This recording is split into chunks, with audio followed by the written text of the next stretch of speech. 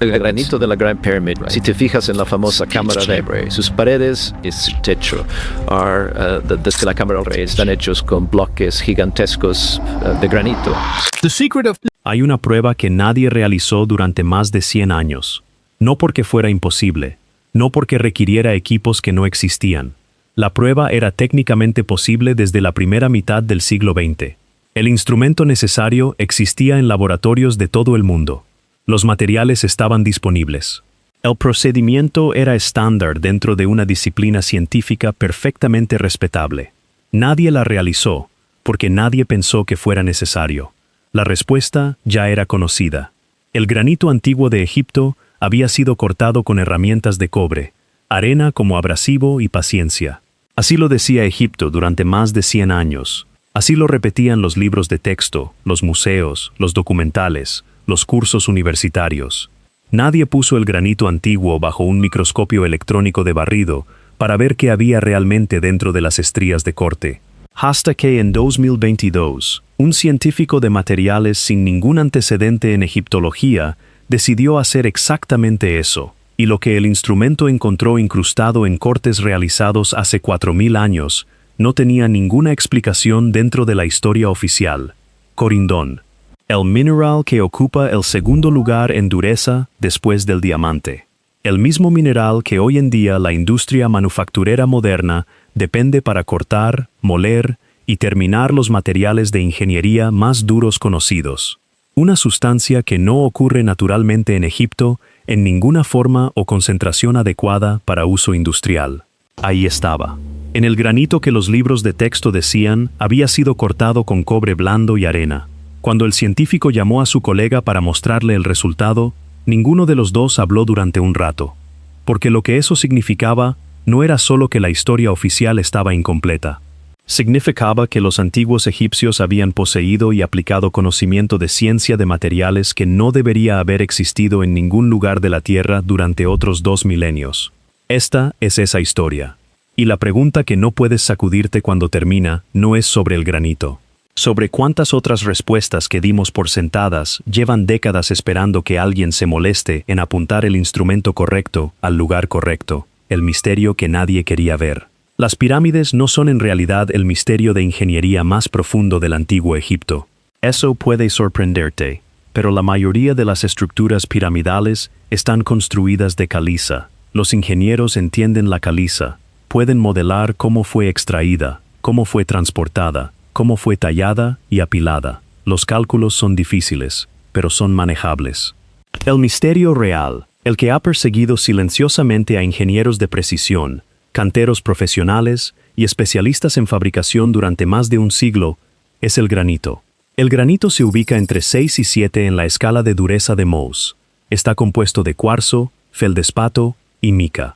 Minerales tan resistentes al corte que incluso hoy en día, con herramientas eléctricas de punta de diamante, sistemas de refrigeración industrial y maquinaria CNC calibrada a milésimas de pulgada, trabajar el granito es lento, caro y exigente. Cada profesional que trabaja con él sabe lo que cuesta en tiempo y herramientas. Sin embargo, los antiguos egipcios lo tallaron con una precisión que detiene a los ingenieros modernos en seco. La Cámara del Rey dentro de la Gran Pirámide está construida completamente de bloques de granito, algunos que superan las 70 toneladas.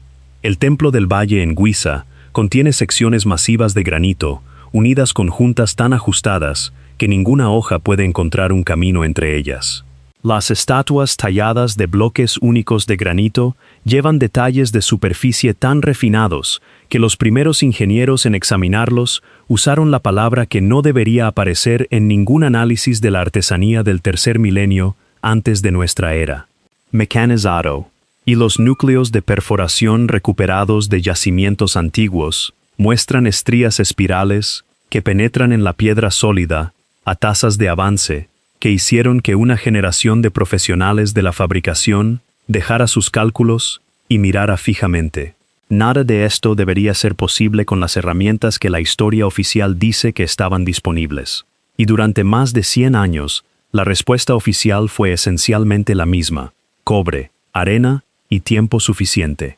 El problema no era que la respuesta fuera controvertida. El problema era que casi no funcionaba, y los datos llevaban décadas diciéndolo. El hombre de las cintas métricas. Para ver la dimensión real del problema, tienes que retroceder a 1883, cuando un inglés peculiar llegó a Egipto mientras todos los demás estaban ocupados buscando oro, joyas y momias reales. William Flinders Petrie llegó con cintas métricas, calibres e instrumentos de precisión. No le importaba el tesoro, le importaban los números exactos, medir las cosas correctamente. Y esa obsesión es exactamente la razón por la que notó lo que otros habían pasado por alto. Entre los restos y piezas dejadas por los trabajadores antiguos, Petrie encontró algo que la mayoría de la gente habría apartado de una patada sin mirarlo dos veces: núcleos de perforación, los tapones sobrantes de piedra que salen del centro de un agujero cuando perforas hacia abajo en roca sólida, los residuos, la chatarra, la parte que se supone que nadie guardó ni cuidó.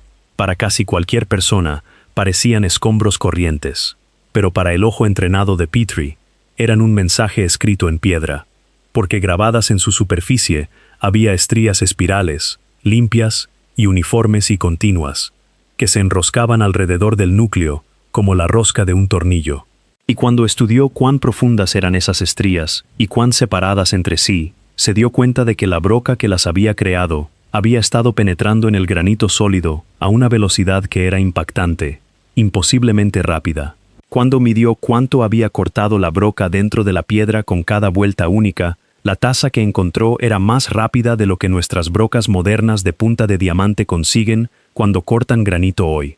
Para cortar así, la herramienta habría necesitado una enorme cantidad de fuerza hacia abajo. Por la propia estimación de Petrie, más de 2 toneladas de presión constante, empujando directamente hacia abajo, mantenida perfectamente uniforme a través de cada vuelta sin agrietar el granito y sin destruir la herramienta. No podía descifrar cómo las manos antiguas podrían generar posiblemente ese nivel de fuerza, mantenerla tan estable y mantener sus herramientas intactas bajo esa tensión. Y hay una cosa más sobre esas estrías que descarta silenciosamente a un ser humano por completo. Cuando un ser humano perfora a mano, la presión nunca es uniforme. Los brazos se cansan, el agarre se desliza un poco, el ángulo deriva, así que las marcas que quedan son irregulares y desiguales, más profundas aquí, más superficiales allá. Las estrías de Petrie eran idénticas desde la parte superior del corte hasta el fondo.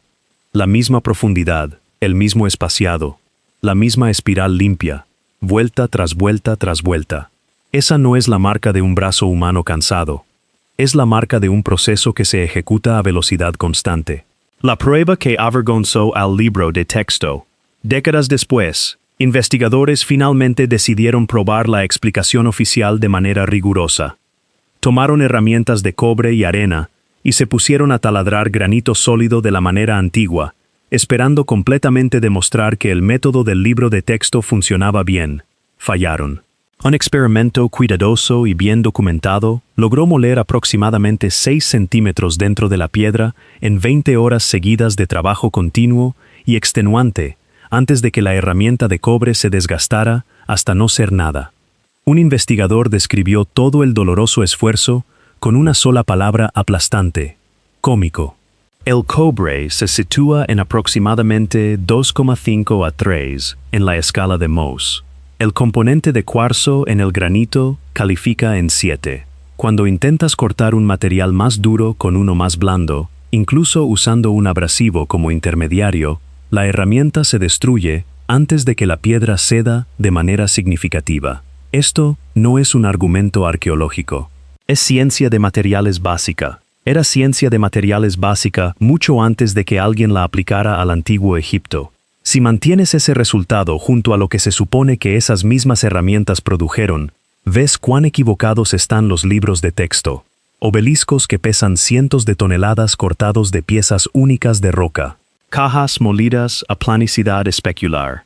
40.000 recipientes de piedra con paredes tan delgadas como una cáscara de huevo. El método que apenas puede raspar unos centímetros en granito en un día completo de sudor es el mismo que nuestros libros de texto atribuyen a todo eso. La brecha entre la historia oficial y la piedra real era enorme. y había estado esperando que alguien la midiera honestamente. El ingeniero que reconoció lo que estaba mirando, Christopher Dunn, no era arqueólogo, no era historiador, era ingeniero de fabricación que había pasado más de 50 años en instalaciones produciendo componentes aeroespaciales e industriales de precisión. Trabajó rodeado de máquinas CNC, herramientas rectificadas con precisión e instrumentos de medición calibrados toda su carrera. Cuando Dunn examinó artefactos de granito egipcio antiguo en persona, su reacción no fue curiosidad académica. Se quedó en silencio. Las tolerancias que estaba observando, superficies planas a una milésima de pulgada a través de varios metros, agujeros de perforación que mantenían perfecta circularidad a toda su profundidad, no eran meramente impresionantes, eran industriales. Declaró directamente que lo que los antiguos egipcios lograron en granito igualaba o superaba los estándares de fabricación moderna. No aproximadamente, no más o menos, con precisión. Viajó a Egipto 9 veces separadas a lo largo de 30 años. No llegó como turista. Llevó herramientas de medición exactas, bordes rectos precisos, y el ojo entrenado de un hombre que había pasado toda una vida juzgando superficies mecanizadas para ganarse la vida. Descendió dentro de las gigantescas cajas de granito en los oscuros túneles debajo de Saqqara, las que pesan cada una tanto como una casa pequeña, y presionó sus herramientas contra las paredes interiores para tomar medidas reales. Lo que encontró no tenía sentido para el mundo antiguo. Las superficies interiores eran planas a menos de 50 micrómetros. Eso es una planicidad que los talleres modernos con herramientas modernas todavía luchan por alcanzar en granito hoy en día. Las esquinas estaban cortadas perfectamente cuadradas. Las paredes opuestas eran perfectamente paralelas entre sí. Esto no era el trabajo cuidadoso y amoroso de un artesano con un cincel. Para un hombre como Dunn, esto era claramente el trabajo de ingeniería de precisión, dijo más tarde. La precisión del trabajo en Egipto excede lo que exigiríamos de nuestros propios constructores hoy. Y lo dijo como una medición, no como un cumplido. La prueba que nadie había realizado. En 2022, el momento de inflexión llegó de un lugar completamente inesperado. Un científico de materiales especializado en tribología, el estudio de la fricción, el desgaste y la lubricación, fue contactado para examinar artefactos de granito egipcio antiguo, usando 2 instrumentos que no habían sido aplicados previamente a esta pregunta específica: microscopía electrónica de barrido y espectroscopía de rayos X por dispersión de energía. Estos son instrumentos que revelan superficies a nivel molecular, detalles completamente invisibles a los microscopios ópticos, invisibles a cada investigador que había examinado esas mismas superficies durante el siglo anterior de estudio. El científico se acercó al instrumento esperando encontrar exactamente lo que 100 años de Egipto decían que encontraría: partículas de arena, residuos de cobre, la huella química de abrasión por fuerza bruta aplicada por una herramienta más blanda contra piedra más dura. Era metódico, era escéptico. No tenía ninguna razón para esperar nada más que la confirmación de la historia aceptada. El escaneo regresó. Nada en él coincidía con la firma esperada, los patrones de desgaste eran incorrectos, los perfiles de arañazos no correspondían a la arena, y cuando el científico aisló e identificó lo que estaba realmente incrustado dentro de esas estrías de corte de 4000 años de antigüedad, se alejó del instrumento. Miró los datos de nuevo, luego llamó a su colega, corindón, óxido de aluminio, calificado en 9 en la escala de Mohs, más duro que cualquier cosa que ocurra en los depósitos geológicos naturales de Egipto, en cualquier forma adecuada para uso industrial. Segundo solo al diamante, en toda la escala de dureza, el mismo mineral que forma rubíes y zafiros en su estado cristalino natural, el mismo mineral del que la fabricación moderna depende diariamente para cortar, moler, dar forma y terminar los materiales de ingeniería más duros conocidos para la industria. Sentado allí, incrustado profundamente dentro de cortes realizados antes de que Roma existiera, antes de que Grecia escribiera su nombre en la historia, antes de que la mayor parte de lo que llamamos civilización registrada hubiera producido su primera oración completa. Lo que, el corindón realmente significa, aquí está lo que detuvo a todos en seco. El corindón no ocurre naturalmente en Egipto, en ninguna forma o concentración adecuada para uso industrial. Los depósitos significativos más cercanos yacen en regiones comerciales con las que el antiguo Egipto mantenía redes de intercambio de larga distancia. Encontrar corindón incrustado en estrías de corte antiguas no fue solo sorprendente. Significaba algo con implicaciones profundas. Alguien tuvo que saber qué era el corindón. Alguien tuvo que saber dónde obtenerlo. Alguien tuvo que saber cómo procesarlo, cómo molerlo, qué tamaños de partícula funcionaban para qué propósitos, cómo combinarlo con un portador líquido para formar una lechada abrasiva efectiva. Y alguien tuvo que entender precisamente por qué funcionaba a un nivel lo suficientemente sofisticado como para sostener ese conocimiento a través de las décadas y generaciones necesarias para construir los monumentos para los que se usó.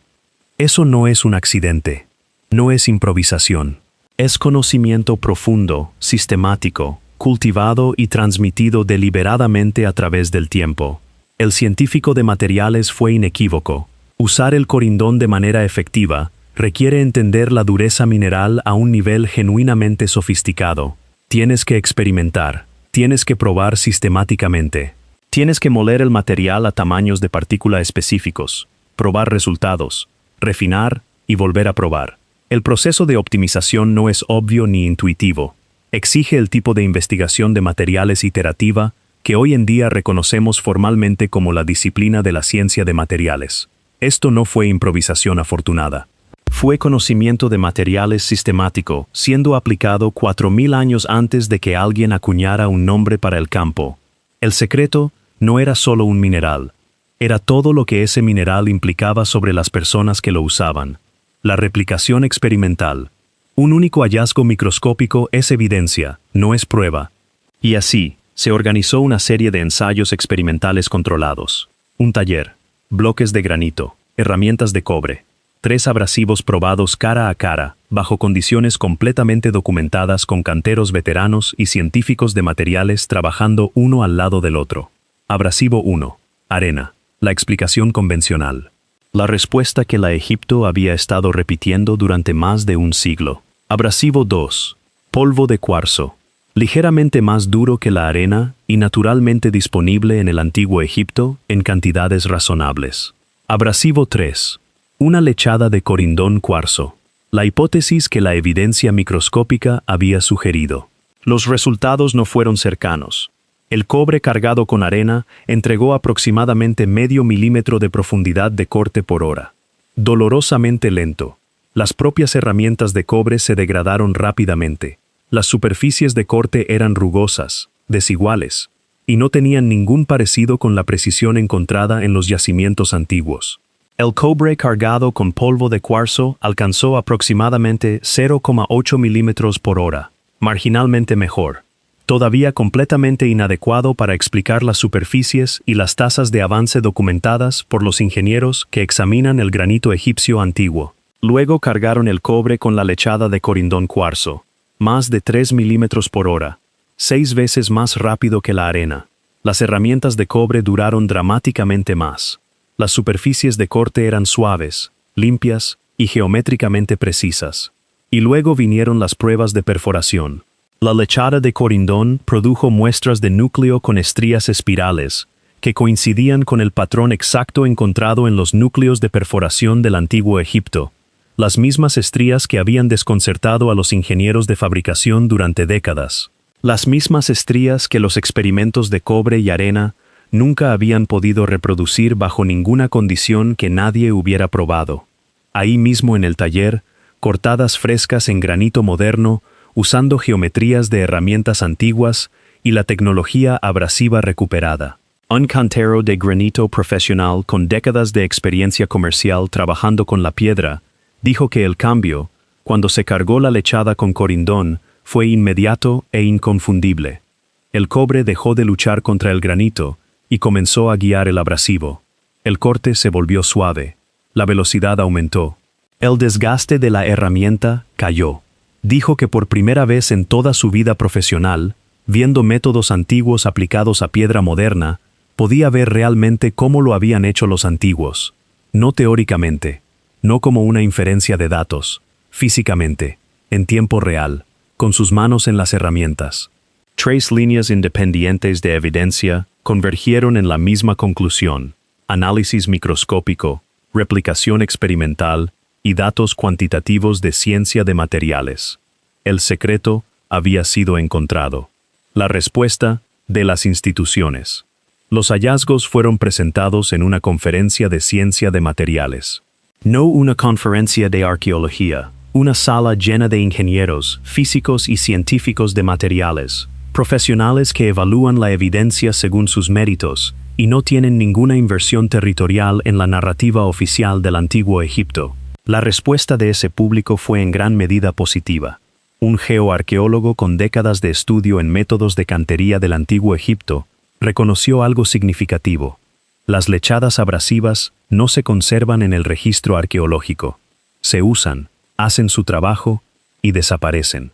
Las trazas de corindón incrustadas dentro de superficies de corte antiguas pueden representar la mejor evidencia física que jamás se podrá recuperar para esta clase de tecnología. Llamó a la metodología sólida y al hallazgo genuinamente significativo. Luego los hallazgos llegaron a la Egipto convencional. Y aquí está donde la historia gira. Algunos arqueólogos se comprometieron honestamente y hicieron exactamente las preguntas correctas. ¿Cuánto corindón habría requerido el corte de granito a gran escala a lo largo de toda la cronología de construcción? ¿Hay evidencia arqueológica directa de que el corindón entrara en las redes comerciales egipcias durante las dinastías relevantes? ¿Podrían las trazas incrustadas en esas ranuras antiguas representar una contaminación posterior en lugar de uso original? Estas son preguntas científicas legítimas. La buena ciencia las hace, las persigue y sigue la evidencia a donde quiera que lleve. Pero una parte significativa del establishment académico no se comprometió con la ciencia en absoluto. Se comprometieron con el nombre del investigador externo, el hombre que no tenía credenciales formales en arqueología. Outsider a quien habían posicionado como pseudocientífico sin ningún derecho a desafiar su campo. Su posición fue explícita y consistente. La participación de un foráneo mancha cualquier hallazgo independientemente del mérito científico. Los datos no importaron. La replicación experimental no importó. Los científicos de materiales con credenciales que trabajaban junto a él no importaron. El nombre en el proyecto era descalificador. Y eso era el final. Considera lo que eso realmente significa. Las estrías siempre estuvieron ahí. El microscopio electrónico de barrido existió durante décadas antes de que alguien lo aplicara a estas superficies. Los experimentos controlados podrían haberse diseñado y ejecutado en cualquier momento durante los últimos 50 años por cualquiera con acceso a un taller, herramientas de cobre y 3 grados de abrasivo. El secreto no estaba escondido.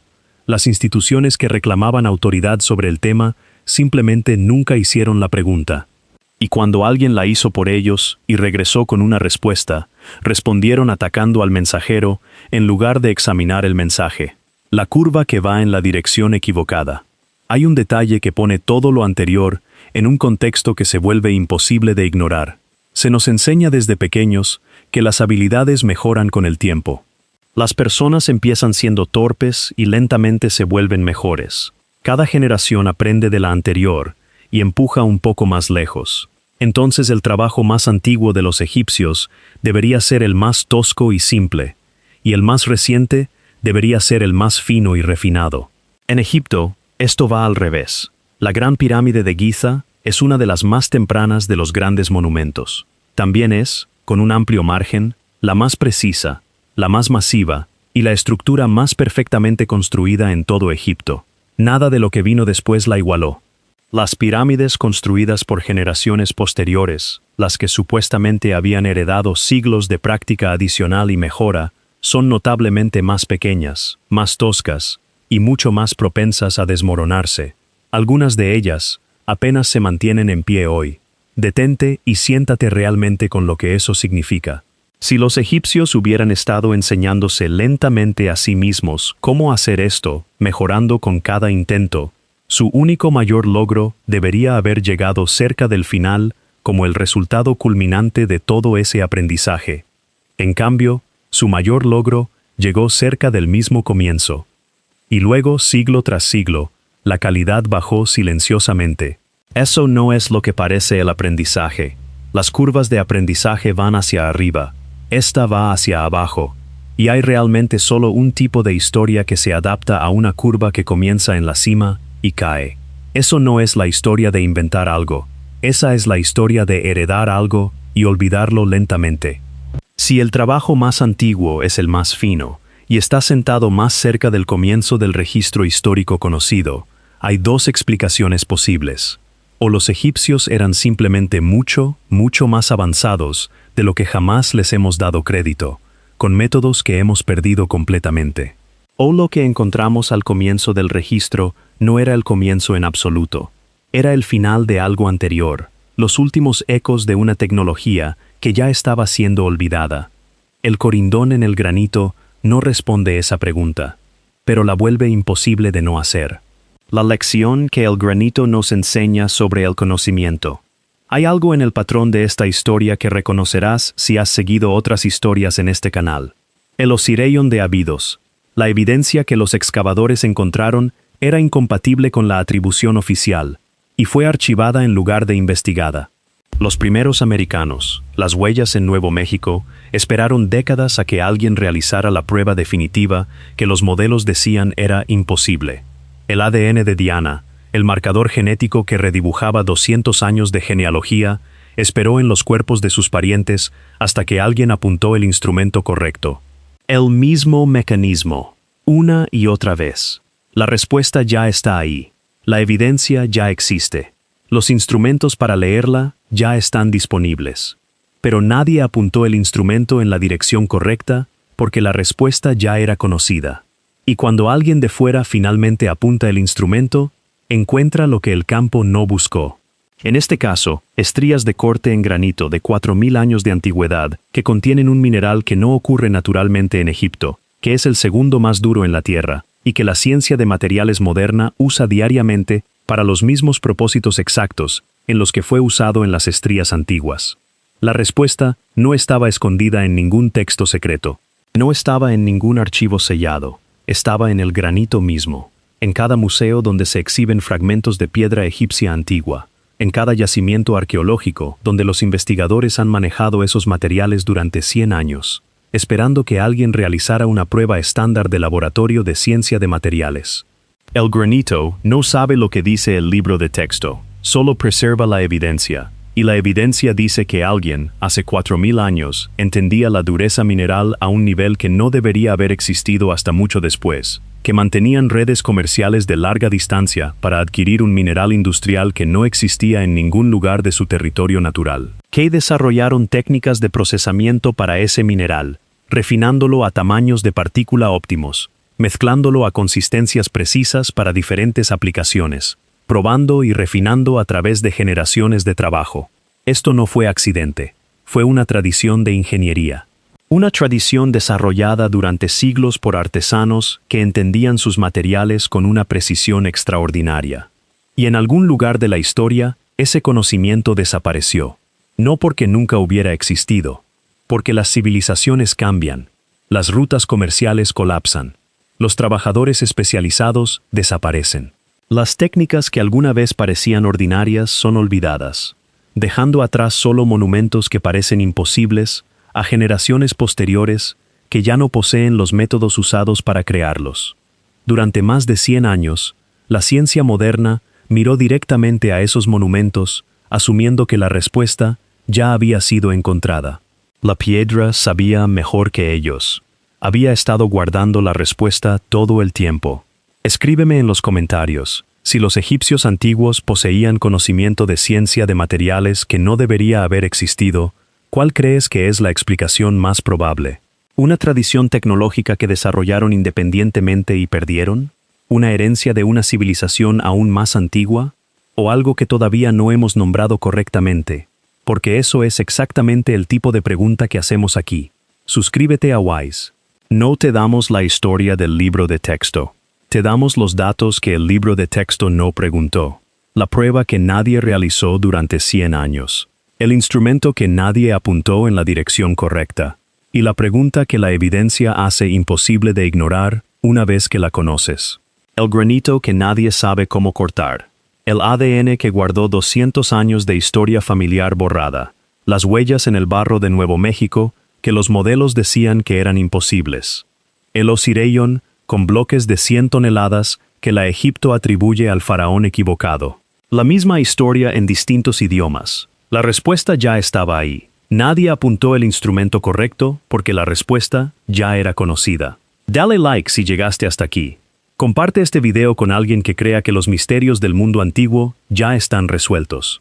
Y activa la campana, porque el próximo video que publicamos lleva esta misma pregunta a otra estructura donde la evidencia física y la explicación oficial llevan décadas diciéndose cosas completamente distintas.